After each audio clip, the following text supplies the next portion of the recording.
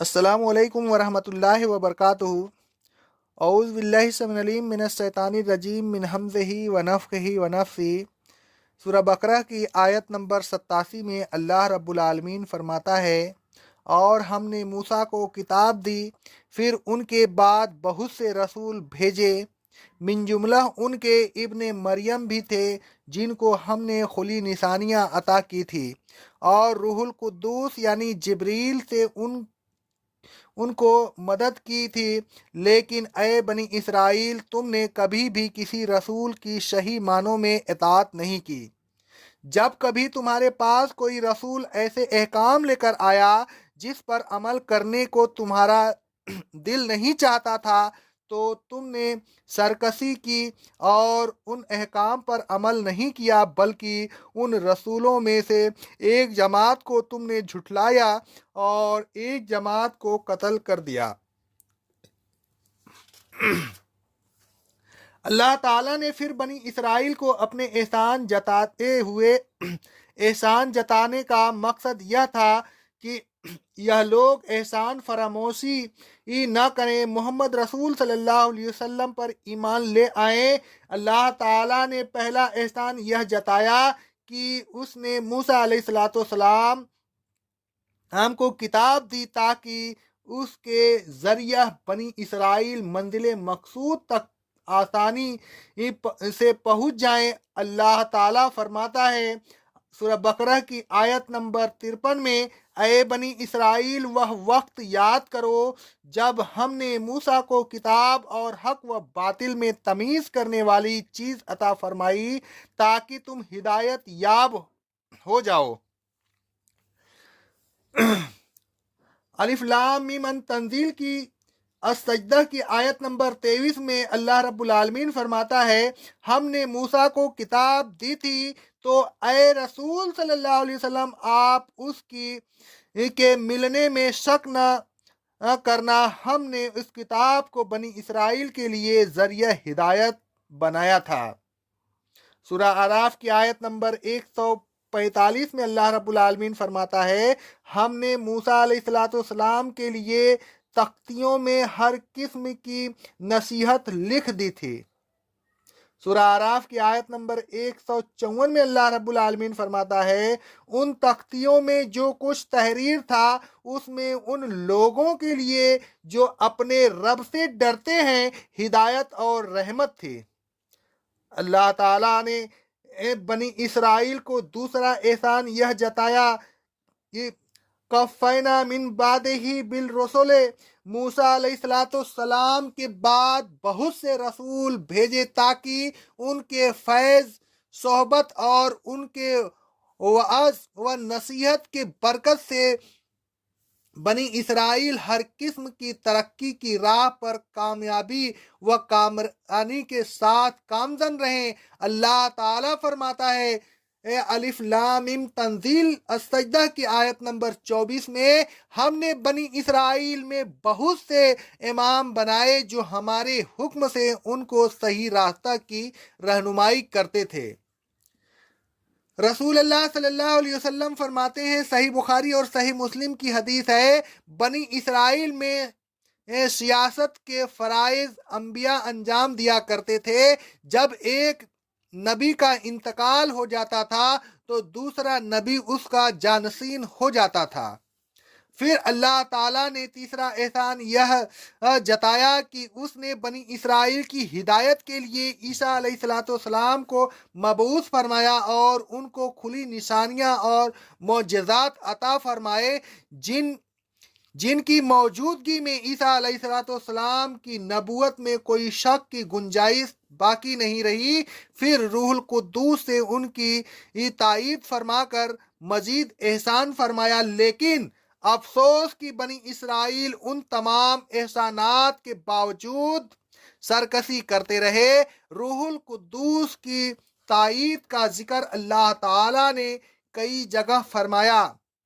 اللہ تعالیٰ فرماتا ہے سورہ بقرہ کی آیت نمبر 253 میں، ہم نے عیسیٰ ابن مریم کو کھلی نشانیاں عطا فرمائی تھی اور روح القدس سے ان کو تقویت پہنچائی تھی۔ سورہ مائدہ کی آیت نمبر 110 میں اللہ رب العالمین فرماتا ہے، جب اللہ نے کہا اے عیسیٰ بن مریم میرے نعمت کو یاد کرو جو میں نے تم پر اور تمہارے والدہ پر کی تھی، اور اس وقت کو بھی یاد کرو جب میں نے تمہیں روح القدس کے ذریعہ تقویت پہنچائی تھی۔ روح القدس سے مراد جبرائیل ہیں، جیسا کہ مندرجہ ذیل آیات سے ثابت ہوتا ہے۔ سورہ بقرہ کی آیت نمبر 97 میں اللہ رب العالمین فرماتا ہے، اے رسول صلی اللہ علیہ وسلم آپ کہہ دیجئے کہ جو شخص میرے جبریل کا دشمن ہے تو وہ اپنا ہی نقصان کر رہا ہے، اس لیے کہ بے شک اس نے تو یہ قرآن اللہ کے حکم سے آپ کے قلب پر اتارا ہے جو پہلی کتابوں کی تصدیق کرتا ہے اور ایمان والوں کے لیے ہدایت اور بصارت ہے۔ سورہ نحل کی آیت نمبر 102 میں اللہ رب العالمین فرماتا ہے، اے رسول صلی اللہ علیہ وسلم آپ کہہ دیجئے کہ یہ قرآن روح القدس نے اپنے رب کی طرف سے حق کے ساتھ اتارا ہے تاکہ ایمان والوں کو ثابت قدم رکھے اور مسلمین کے لیے ہدایت اور بصارت کا ذریعہ بنے۔ پہلی آیت میں قرآن مجید اتارنے والے کا نام جبریل ہے اور دوسری آیت میں اتارنے والے کا نام روح القدس ہے، لہذا ثابت ہوا کہ روح القدس سے مراد حضرت جبریل ہیں۔ ایک مرتبہ رسول اللہ صلی اللہ علیہ وسلم نے حضرت حسان بن ثابت رضی اللہ تعالی عنہ سے فرمایا تھا، اللہ کے رسول صلی اللہ علیہ وسلم کی طرف سے تم اپنے اشعار میں مشرکین کو جواب دو۔ یہ فرما کر رسول اللہ صلی اللہ علیہ وسلم نے بارگاہ الہی میں اس طرح دعا کی، اے اللہ روح القدس کے ذریعہ حسان کو تقویت پہنچا۔ صحیح بخاری کی حدیث ہے یہ۔ پھر آپ صلی اللہ علیہ وسلم نے حضرت حسان رضی اللہ تعالیٰ عنہ سے فرمایا، آپ کفار کی ہجوم بیان کرو، جبریل تمہارے ساتھ ہیں۔ صحیح بخاری کی حدیث ہے یہ۔ رسول اللہ صلی اللہ علیہ وسلم نے حضرت حسان سے یہ بھی فرمایا تھا، صحیح مسلم کی حدیث ہے، بے شک روح القدس ہمیشہ تمہیں تقویت پہنچاتا رہے گا جب تک تم اللہ اور اس کے رسول صلی اللہ علیہ وسلم کی طرف سے جواب دیتے رہو گے۔ ان احادیث سے بھی ثابت ہوا کہ روح القدس سے مراد حضرت جبریل ہیں۔ اللہ تعالیٰ نے مندرجہ بالا احسانوں کے جتانے کے بعد فرمایا کہ اے بنی اسرائیل تم ناشکری ہی کرتے رہے جب کبھی تمہارے پاس کوئی رسول آتا اور وہ ایسی تعلیم پیش کرتا جو تم کو ناگوار گزرتی تو تم تکبر کرتے اور سرکشی کرتے تھے۔ ایسی بنیاد پر تم نے بعض نبیوں کی تکذیب کی اور بعض نبیوں کو تم نے قتل کر ڈالا۔ اللہ تعالیٰ ایک اور مقام پر ارشاد فرماتا ہے، سورہ مائدہ کی آیت نمبر 70 میں، ہم نے بنی اسرائیل سے عہد لیا اور ان کی طرف بہت سے رسول بھیجے، لیکن جب کبھی ان کے پاس کوئی رسول ایسی بات لے کر آیا جو ان کے نفوس کو ناگوار گزرتی تو وہ بعض نبیوں کو جھٹلا دیتے اور بعض نبیوں کو قتل کر دیتے۔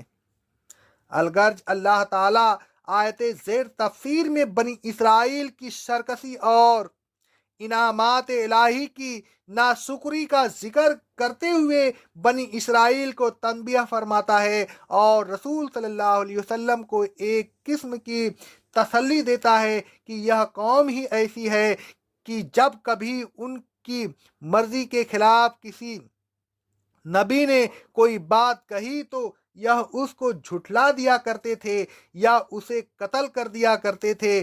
لہذا اے نبی صلی اللہ علیہ وسلم آپ کو رنجیدہ ہونے کی کوئی ضرورت نہیں کہ یہ آپ کی تعلیمات پر ایمان کیوں نہیں لاتے، یہ تو اپنی خواہشات پر چلنے والے ہیں، یہ کیسے آپ کی تعلیمات کو مان کر اس پر چلیں گے۔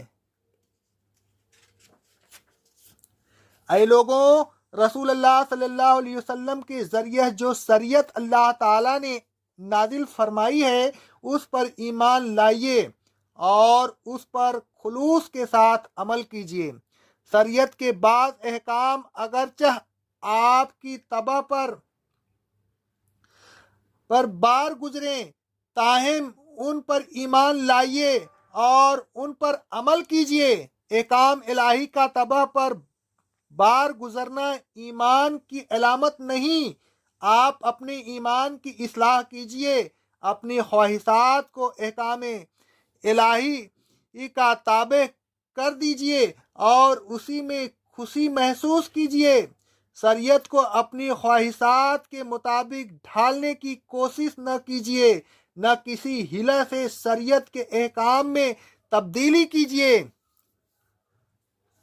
طبیعت کو ایسا بنائیے کہ شریعت کے احکام آپ کو اچھے معلوم ہوں، پھر آپ دل کی کشادگی اور خندہ پیشانی سے عمل کیجیے۔